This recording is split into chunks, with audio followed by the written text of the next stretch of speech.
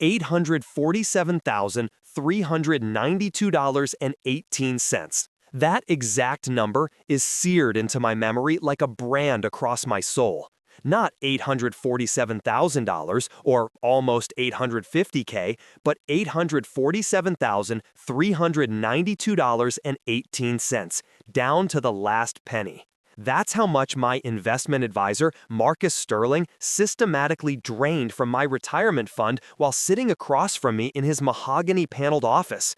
The smell of expensive leather and aged scotch filling my nostrils as he explained why my quarterly statements showed temporary market volatility instead of the steady growth I'd been expecting for 23 years of disciplined saving. The taste of betrayal was metallic and sharp, coating my tongue as I watched him adjust his $15,000 Patek Philippe while discussing my portfolio rebalancing strategy with the kind of smooth confidence that comes from years of practiced deception. Marcus thought he was manipulating some retired tech executive who'd gotten lucky with early Bitcoin investments, someone who trusted traditional financial advisors and wouldn't look too closely at blockchain transaction records or wire transfer patterns. He had no idea he was stealing from Robert Hayes, a blockchain forensics expert who'd spent 18 years developing cryptocurrency tracing tools for federal law enforcement agencies. Someone who'd tracked over $8 billion in stolen digital assets and testified in 42 federal cases against sophisticated financial criminals. He sat there in his $5,000 Italian suit, fountain pen clicking against his mahogany desk, absolutely convinced he'd found the perfect victim for his elaborate cryptocurrency embezzlement scheme, while my life savings flowed into his personal wallets through carefully structured transactions. What Marcus didn't know was that every Bitcoin transaction creates an immutable digital fingerprint, and I know how to read those fingerprints better than anyone in federal law enforcement. I'm Robert Hayes, and watching Marcus pour himself aged scotch from a crystal decanter while my retirement fund disappeared into his cryptocurrency money laundering network, I felt something I rarely experience in my professional investigations. The cold, methodical rage that precedes a complete financial autopsy. The afternoon sunlight streaming through his corner office windows felt warm against my face, but ice water was flowing through my veins as I realized the scope of his systematic theft. In 10 weeks, Marcus would be standing in handcuffs before a federal judge, watching his luxury lifestyle crumble in real time, while prosecutors read charges under 18 U.S.C. 1343 for wire fraud and 18 U.S.C. 1956 for money laundering cryptocurrency proceeds. And I would be the expert witness whose forensic blockchain analysis destroyed his defense and sent him to federal prison for 25 years with no possibility of parole before serving 85% of his sentence. What would you do if your trusted financial advisor systematically stole your entire retirement fund while looking you in the eye and lying about market performance? Drop your country flag in the comments because I want to understand how financial predators like this operate in different regulatory environments around the world. The relationship began 4 years earlier when Marcus cold called me at my consulting firm, his voice carrying that perfect blend of authority and genuine concern that separates sophisticated criminals from obvious scammers. "Mr. Hayes, I've been following your work in blockchain technology, and I think we should discuss optimizing your cryptocurrency holdings for long-term wealth preservation," he said, somehow knowing exactly how much Bitcoin and Ethereum I'd accumulated during the early adoption phase.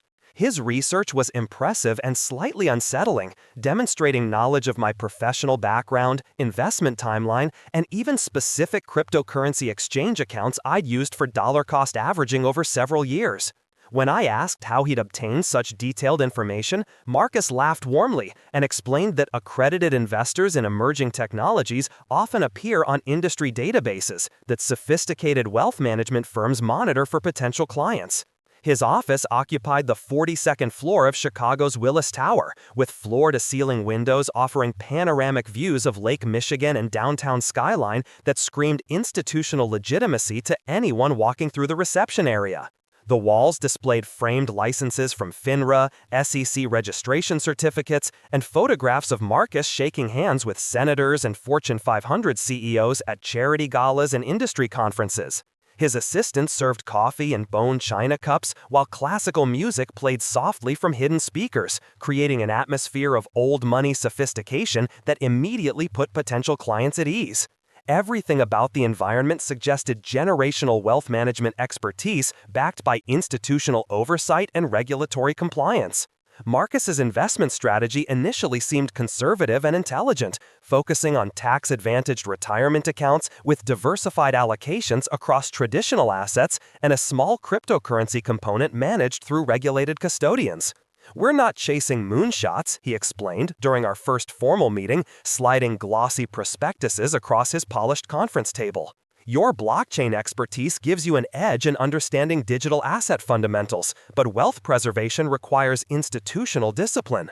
He recommended moving my existing 401k rollover and traditional IRA accounts to his firm's custody platform, promising enhanced security, professional management, and tax optimization strategies that individual investors couldn't access independently. The first red flag appeared 6 months later during my routine quarterly review, a subtle discrepancy that my forensic training immediately flagged as suspicious. My account statements showed a $75,000 allocation to something called Digital Asset Yield Enhancement Fund, described as a conservative cash and carry arbitrage strategy that captured spreads between Bitcoin spot and futures prices. The problem was simple. I'd never authorized this allocation, never signed the required documentation, and never received the mandatory risk disclosures that federal regulations require for alternative investments. When I questioned Marcus about the unauthorized trade, his explanation was smooth and technically plausible. "Market timing opportunity," he said, adjusting his cufflinks with practiced nonchalance. "The spread widened to 18% annualized, and waiting for paperwork would have cost us the entry. I used discretionary authority under your investment management agreement."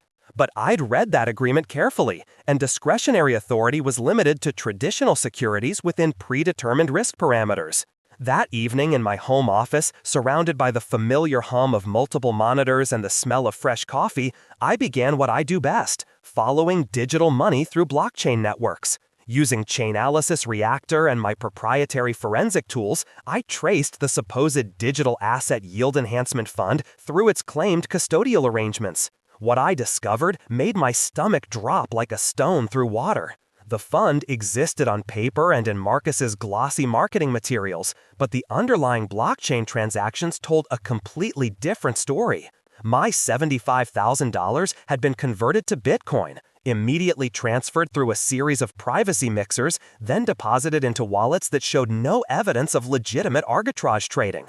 Instead, the funds had been systematically withdrawn to traditional bank accounts registered to shell companies that Marcus controlled through a network of Delaware LLCs and offshore entities.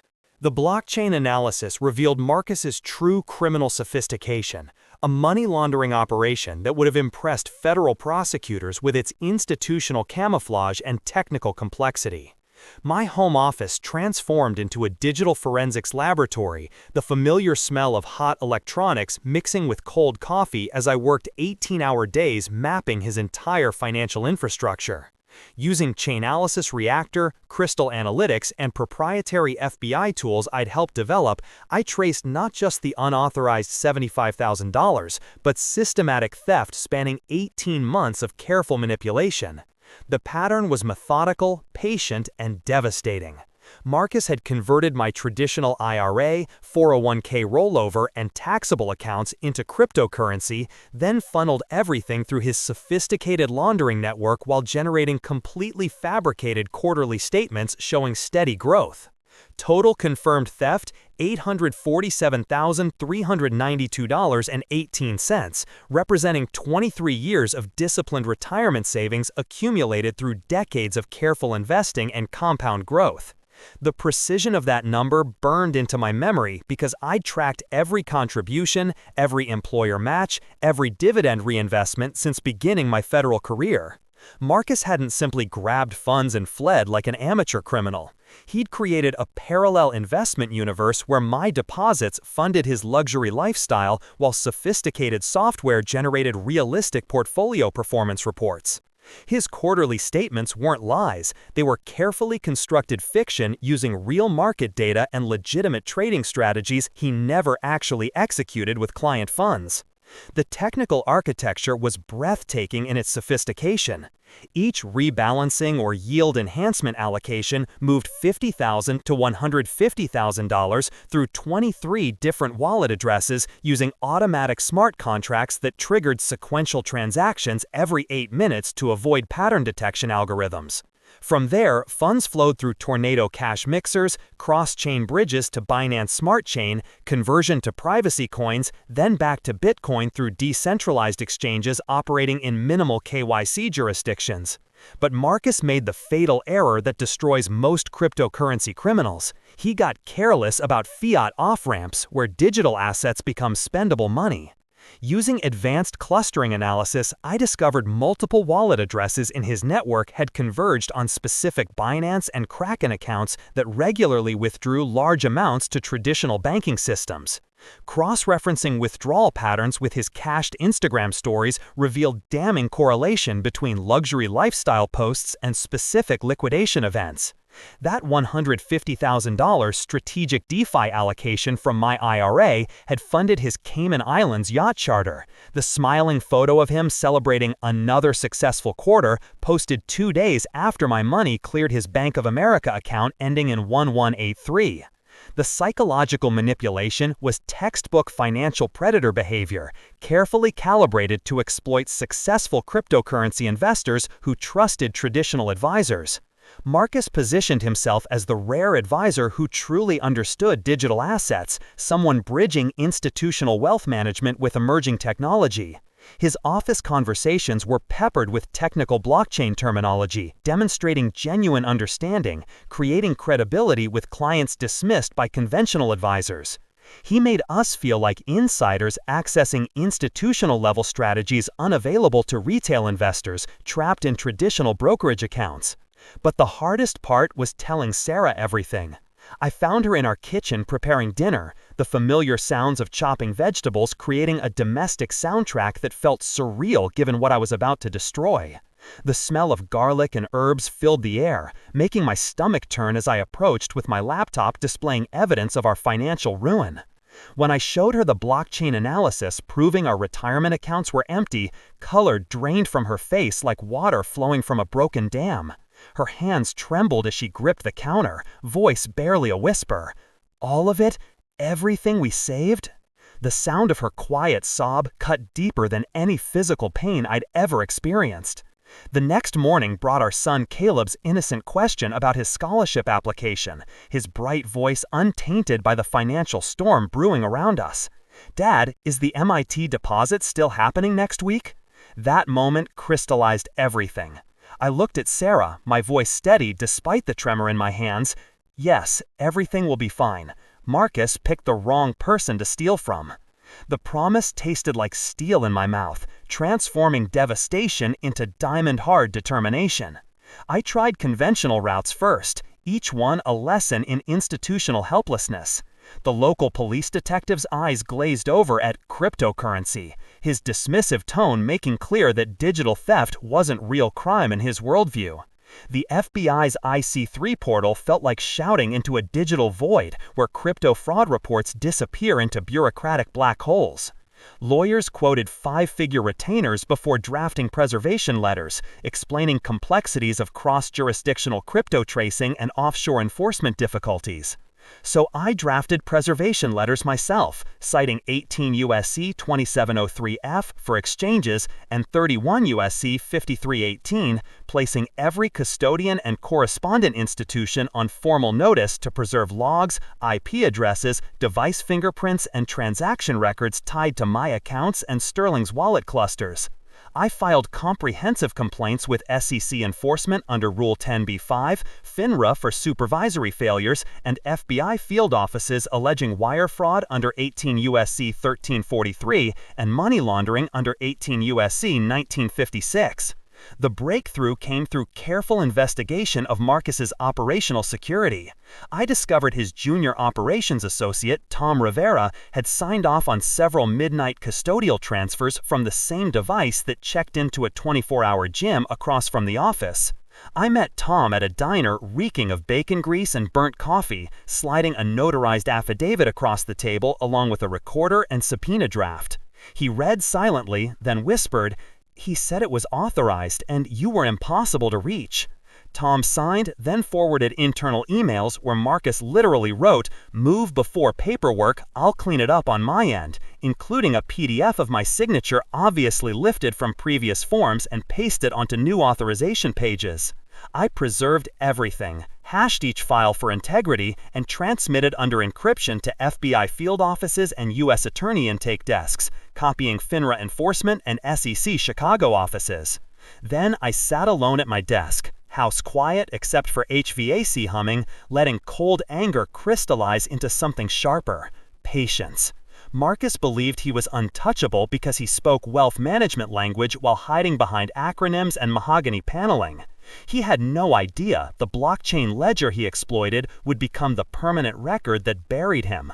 I set alerts on every wallet in his cluster and prepared for the next phase. The hunt had officially begun. The blockchain analysis revealed Marcus's true criminal sophistication, a money laundering operation that would have impressed federal prosecutors with its institutional camouflage and technical complexity. My home office transformed into a digital forensics laboratory, the familiar smell of hot electronics mixing with cold coffee as I worked 18-hour days mapping his entire financial infrastructure. Using Chainalysis Reactor, Crystal Analytics, and proprietary FBI tools I'd helped develop, I traced not just my stolen $847,392, but systematic theft spanning 36 months of careful manipulation. The pattern was methodical, patient, and devastating. Marcus had converted dozens of retirement accounts into cryptocurrency, then funneled everything through his sophisticated laundering network while generating completely fabricated quarterly statements showing steady growth. Using social media intelligence and cryptocurrency fraud forums, I began identifying other victims whose retirement funds had vanished into Marcus's operation. Within 72 hours of careful outreach through encrypted signal communications, I'd connected with 23 confirmed victims across 8 states, who'd lost amounts ranging from $125,000 to $1.2 million. Dr. Patricia Williams, a retired surgeon from Phoenix, had transferred her entire $890,000 pension into Marcus's conservative cryptocurrency yield fund, only to discover the underlying investments were completely fabricated. James Patterson, a Microsoft executive, lost $675,000 from his 401k rollover after Marcus convinced him that traditional advisors couldn't properly manage digital asset allocations during institutional adoption. Together, we built what federal prosecutors call a victim coalition, a coordinated group presenting unified evidence to multiple law enforcement agencies simultaneously. Using secure document sharing, we created a comprehensive database documenting Marcus's crimes totaling over $11.7 million across 31 confirmed victims. Each new victim added federal counts, transforming individual theft into a RICO racketeering case that would demand prosecutorial attention at the highest levels. The pattern was consistent. Marcus specifically targeted cryptocurrency early adopters with substantial traditional retirement accounts, exploiting their technical knowledge to bypass normal skepticism about alternative investments. The technical investigation revealed Marcus's complete criminal infrastructure. His Sterling wealth management platform was legitimate, properly registered with FINRA and SEC, but functioned as an elaborate front for systematic cryptocurrency theft. Client deposits were immediately converted to digital assets through legitimate exchanges, then systematically diverted through his money laundering network, while sophisticated software generated realistic portfolio statements. The fake statements weren't random numbers. They were carefully constructed using real market data and legitimate trading strategies that Marcus never actually executed with client funds. I coordinated with Tom Rivera, Marcus's former operations associate, who provided internal Sterling wealth management documents showing systematic client fund diversion. Tom's sworn affidavit included email chains where Marcus literally instructed staff to optimize client allocations for maximum fee generation and prioritize yield enhancement over regulatory compliance. Most damning was a spreadsheet labeled High Net Worth Crypto Targets, containing detailed profiles of potential victims, their estimated account balances, and psychological assessment notes about investment personalities and risk tolerances.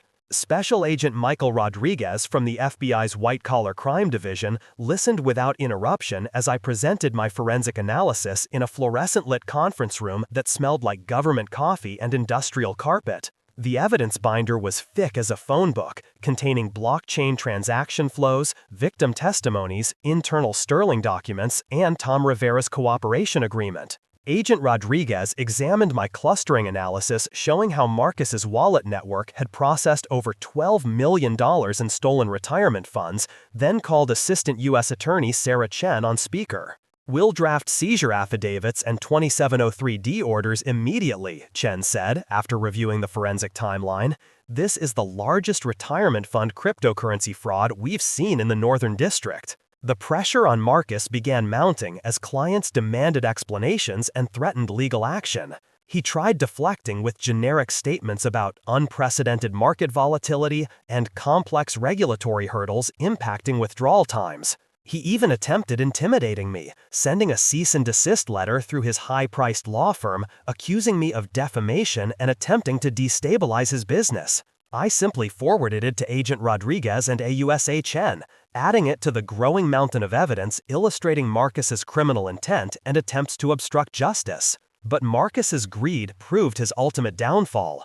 Despite mounting pressure, he couldn't resist continuing his lavish lifestyle. My monitoring alerts, set on every wallet in his laundering cluster, pinged constantly as he liquidated stolen cryptocurrency to fund new purchases, including a vintage Ferrari Testarossa he foolishly showcased on his now private Instagram account. Each transaction was automatically flagged and preserved by exchanges operating under my preservation letters, creating real-time evidence of additional money laundering charges while he thought he was escaping accountability.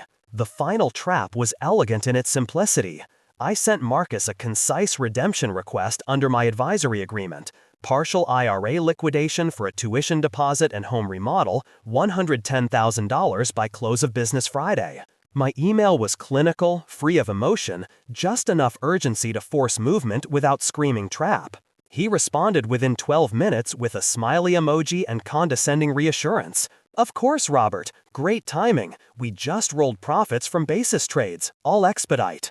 I could practically hear his fountain pen clicking with confidence. I coordinated directly with Agent Rodriguez, providing live updates as Marcus's wallet cluster showed systematic liquidation of remaining client funds. "He's moving everything," I texted, attaching screenshots of transaction hashes flowing through mixers towards fiat off-ramps. The federal response was swift. Preservation orders hit every exchange simultaneously, freezing Marcus's accounts mid-transaction while creating an ironclad chain of evidence for additional money laundering charges. The warrant was signed Thursday evening. Agent Rodriguez called with news that my pulse quickened. "We execute Tuesday morning if the pattern holds. Any curveballs on your side?" I stared at my evidence wall, red pins marking every wallet, every victim, every lie Marcus had constructed over 3 years of systematic theft. "No curveballs," I said, tasting victory like ozone before a storm. Marcus Sterling was about to learn that stealing from a blockchain forensics expert carries consequences measured in decades of federal prison time. The trap closed on Marcus Sterling at 6:23 a.m. on Tuesday morning, exactly 114 days after I'd discovered his systematic theft of my retirement fund. I was monitoring blockchain alerts in my home office, the familiar aroma of strong coffee mixing with anticipation, when my secure phone buzzed with a text that made me smile for the first time in months. "Chicago package secured. Target in custody." Special Agent Michael Rodriguez had just confirmed Marcus was in federal custody, arrested at his Willis Tower office as he attempted to transfer another $890,000 through his Binance account to Cayman Islands banking connections. The metallic sound of handcuffs clicking shut echoed through his mahogany-paneled office while federal agents photographed luxury watches, cryptocurrency hardware wallets, and client files scattered across his conference table like evidence of systematic financial predation. According to Agent Rodriguez, Marcus had been so confident in his operational security that he'd been reviewing fake portfolio statements when FBI agents breached his door. His fountain pen still in hand as his carefully constructed wealth management facade shattered in real time. The federal indictment was a prosecutor's masterpiece. 53 counts of wire fraud under 18 U.S.C. 1343, 27 counts of money laundering under 18 U.S.C. 1956, 18 counts of securities fraud, and 8 counts of conspiracy. Marcus was facing 35 to 40 years under federal sentencing guidelines with no possibility of parole before serving 85%.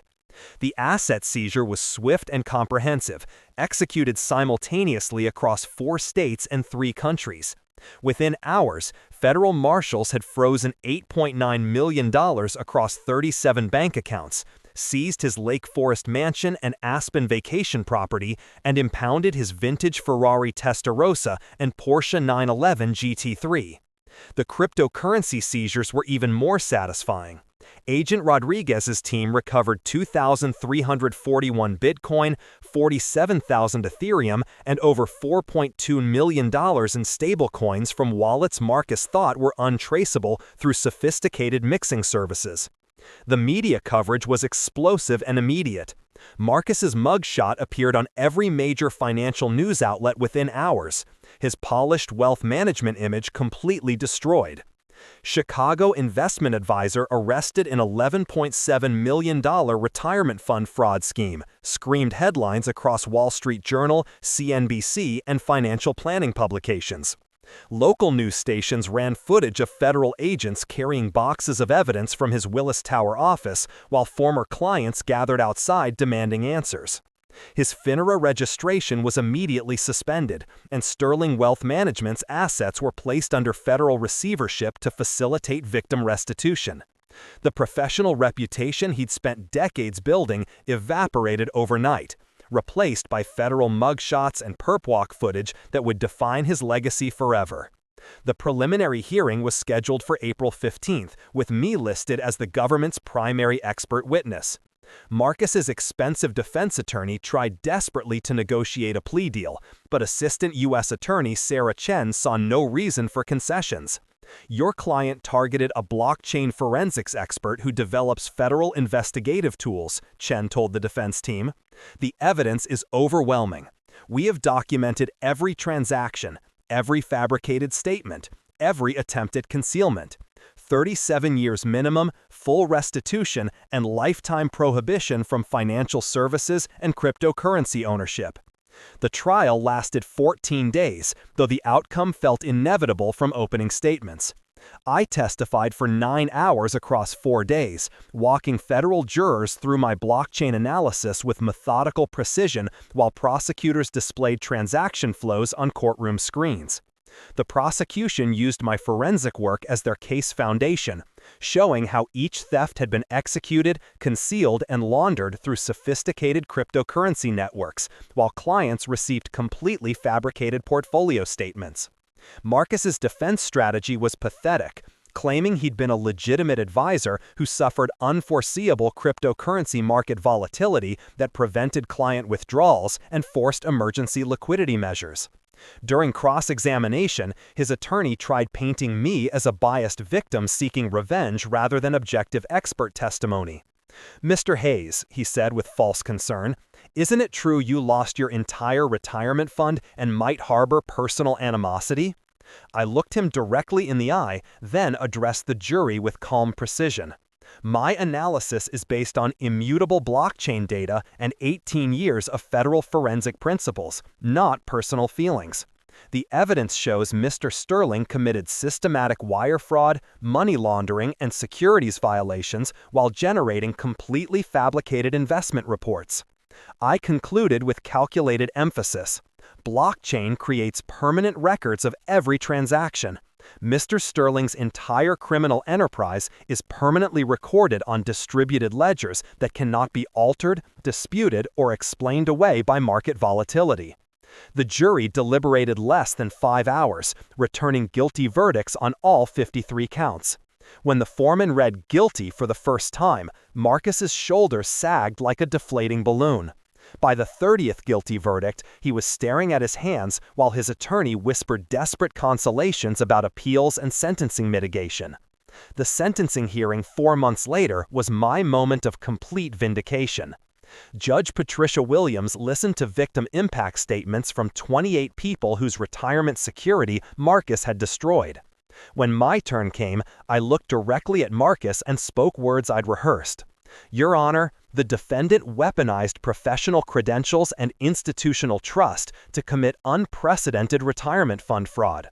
He didn't just steal money, he destroyed decades of disciplined saving, retirement security, and financial independence while hiding behind FINRA licenses and SEC registrations. This represents calculated predatory behavior targeting the most vulnerable aspect of people's financial lives, their retirement security. Marcus wouldn't meet my eyes, staring at the defense table while his shoulders shook. Judge Williams sentenced him to 39 years in federal prison with no parole possibility before serving 85%. Full restitution of $11.7 million plus interest and penalties. Lifetime ban from financial services and cryptocurrency ownership. Forfeiture of all assets purchased with stolen proceeds. When federal marshals led Marcus away in shackles, he finally looked at me one last time. The fear and complete defeat in his eyes was everything I'd hoped to see during those sleepless nights building the forensic case. 3 years later, my family had recovered financially through federal restitution payments and seized asset distributions. Caleb graduated from MIT with degrees in cybersecurity and blockchain engineering, saying he wants to hunt financial criminals like his father. Marcus Sterling is serving his sentence at USP Coleman, where investment advisor fraud carries no special privileges. If someone promises guaranteed cryptocurrency returns through traditional investment channels, remember, the blockchain never forgets, and neither do the experts who know how to read its permanent records.